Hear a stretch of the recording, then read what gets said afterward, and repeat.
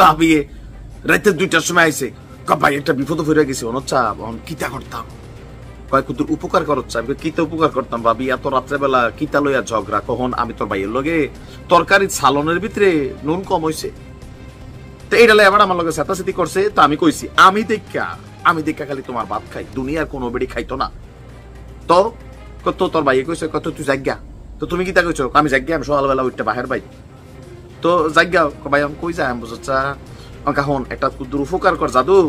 সকালবেলা আমি যখন গাড়ি পুস্কা গোলাইলাম, ব্যাগটা একটা গোছাম, তুই যে দৌড়া লেবি, বলে ভাবি যাইও না, আমি কম বলে আমি জাগ্যাম,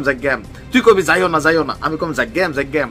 বাট জোর করে তুই আমার দৌড়া রাখবি, এখন এটা সারা যার গতি নাই। এটা একটা পার্ট অফ জোক, এটা চলে বিভিন্ন জায়গায়, কিন্তু আমরা এটা চলে। তো আমার কাছে মনে হয়েছে ডক্টর মোহাম্মদ ইউনূসের যে পদত্যাগের ইস্যুটা, এটাও ঠিক এই টাইপেরই একটা কিছু, যে এই মুহূর্তে যে পরিস্থিতি তৈরি হয়েছে রাজনীতির